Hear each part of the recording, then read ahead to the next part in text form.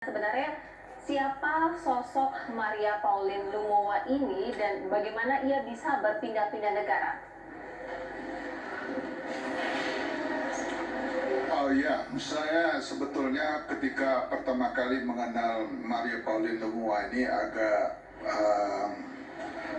apa namanya itu semacam mempertanyakan apakah benar orang ini banyak uang, banyak aset dan sebagainya kan. Tetapi setelah saya menggali lebih dalam dengan berbagai sumber pada waktu itu, pertama kali saya wawancara di Singapura di salah satu apartemen dan dia statusnya sudah buron dan sempat ditayangkan di salah satu stasiun televisi di Indonesia.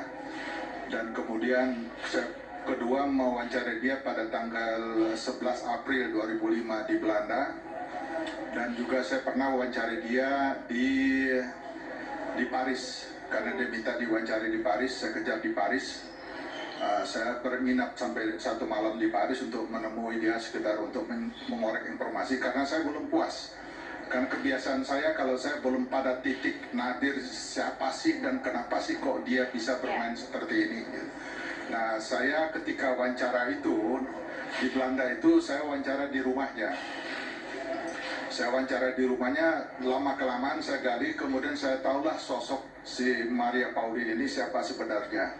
Bagi saya dia unik, karena karir dasar dia sebenarnya ketika dia di Belanda itu, dia hanya berprofesi sebagai perawat gitu ya. Perawat, merawat orang-orang jompo di rumah sakit dan sebagainya, ada apa namanya itu, lebih kepada pelayanan kemasyarakatan dan sebagainya.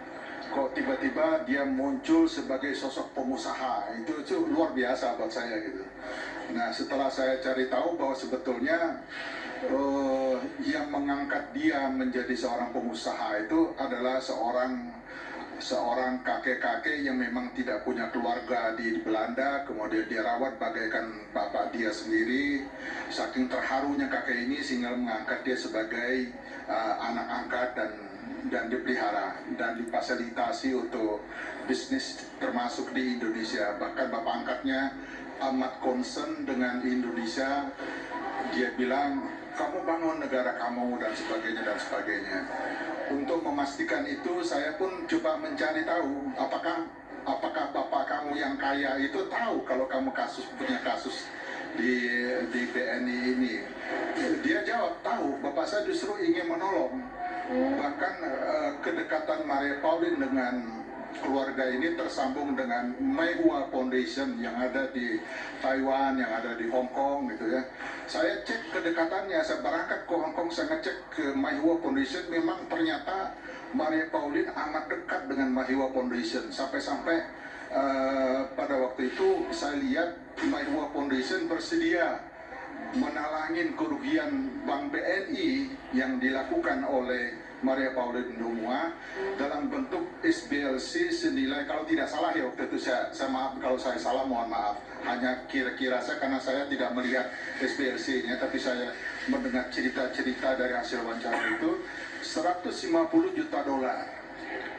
Dia anggap bahwa SBLC ini cukup untuk menanggulangi kisruh keuangan di bank BNI itu.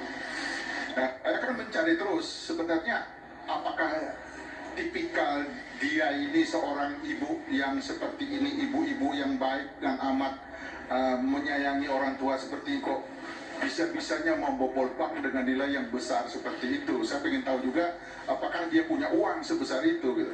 Saya pergi ke Belanda melihat rumahnya, saya biasa saja. Apakah dia ada rumah lain saya tidak tahu. Tapi rumah yang saya nginap satu malam, bahkan kemudian saya balik lagi ke rumah yang sama gitu untuk memastikan bahwa itu rumah dia gitu. Mobilnya juga biasa, mobil yang kebanyakan dipakai oleh penduduk Belanda untuk kegiatan hari-hari. Tidak adalah di peralatan rumah tangganya biasa-biasa saja, tidak ada yang mencolok bahwa dia baru ketiban rezeki besar gitu, nggak kelihatan di situ. Pak Safari. Dan ketika di Singapura juga biasa, ya. Menarik ketika Bapak mengatakan akan ada yang memberikan dana talangan untuk kerugian yang diterima oleh Bank BNI. Tapi apakah ada alasan atau pengakuan dari Maria mengapa ia harus kabur setelah 1 bulan ditetapkan sebagai tersangka dalam kasus ini, Pak? ketika saya wawancara di Singapura, itu dia pertama kali menghilang dari Indonesia, dan saya kejar ke Singapura bersama Adolf Kusuma, itu rekan saya yang dulu wartawan TV senior juga. Saya berangkat berdua sama Adolf Kusuma. Dia mengatakan saya hanya 3 hari, saya nggak buron, gitu. Ya kan, saya ini hanya datang ke Singapura ini untuk melakukan serangkaian bisnis. Jadi, tapi heran kalau di Indonesia saya dinyatakan buron, saya pun tidak mengerti, katanya begitu waktu itu. Ya. Terus Mas, apa lagi? Itu yang dia lakukan. Dan kemudian setelah saya melakukan perjalanan ke Belanda kedua kalinya, saya ingin memastikan bahwa apakah kehidupan Maria Pauline setelah berselang beberapa bulan pindah rumah, ternyata dia tidak pindah rumah, memang asli rumah itu. Kemudian dia biasa saja, tidak ada perubahan apa-apa. Jadi saya tidak melihat sebagai jurnalis ada hal aneh pada wanita satu ini, tetapi kenapa di Indonesia begitu heboh. Saya pun mencari tahu. Dia bilang, Rik, saya diminta oleh BNI menutupi tagihan-tagihan orang lain untuk disatukan dengan tagihan saya. Semula saya berkeberatan, tetapi karena tapi ada pembicaraan ya, mengenai harta, silakan, mengenai aset dari hilir ke hulu, dari mana asal muasal uang senilai 1,2 triliun. Apakah ada pembicaraan soal itu, Pak, saat sesi wawancara?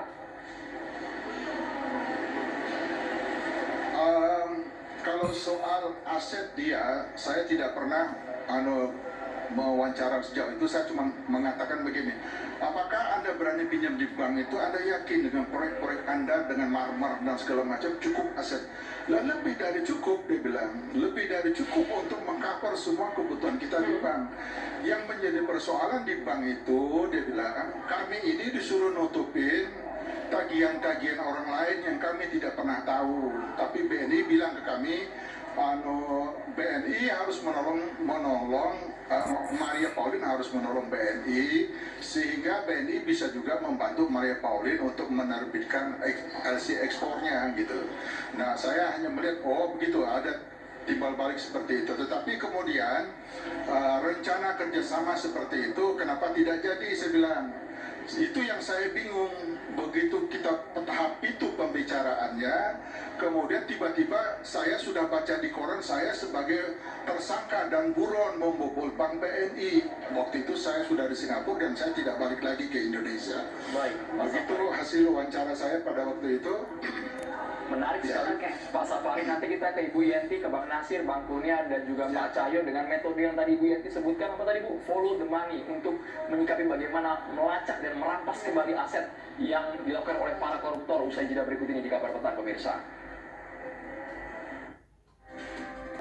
Saya dengar. Ya. Halo.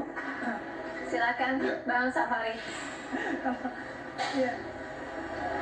Oke, saya hanya ingin menanggapi. Saya pikir nanti kalau saya melihat dari link dan kerjasama Maria Pauline dan jaringan internasionalnya, saya melihat dia punya kemampuan untuk mengembalikan uang sebesar itu. Itu saya yakin. Kalau dari segi kacamata saya sebagai jurnalis 3 kali wawancara dia, saya bisa memahami figur dia bahwa dia difasilitasi yang cukup lumayan gitu ya.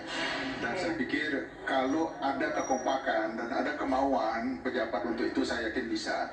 Tetapi yang di sini yang perlu saya klarifikasi, saya sebagai warga negara Indonesia, karena ada sebuah peraturan kalau seseorang warga negara Indonesia bertemu dengan buron, itu harus melaporkan bahwa saya bertemu dengan buron di sini-sini. Dan kewajiban konstitusi itu sudah saya lakukan. Saya diantar pada waktu itu tahun 2005 itu oleh Pak Setia Novanto yang masih di DPR RI, dan bersama Samsudin Aziz yang sekarang wakil ketua DPR RI, mengantarkan saya kepada Bareskrim, ya kan. Kemudian mereka bersama-sama menonton hasil wawancara saya dengan Maria Pauline, dan saya bilang saya wawancara dengan Maria Pauline di Belanda, dan sudah dengan seperti itu saya selesai kewajiban saya, karena sebagai warga negara wajib lapor kepada petugas negara kan. Itu yang harus saya jelaskan di sini. Jangan sampai saya dikejar-kejar gara-gara nggak melapor. Oke, baik. Terima kasih. Bang Safari, Bang Cahyo, Bang Kurniawan, Ibu Yenti, dan juga Bang Nasir Yawan, terima kasih. Mohon maaf, durasi kami terbatas, Ya. pemirsa. Kabar petang akan segera kami lanjutkan usai jeda berikut ini. Pemirsa, tetaplah bersama kami.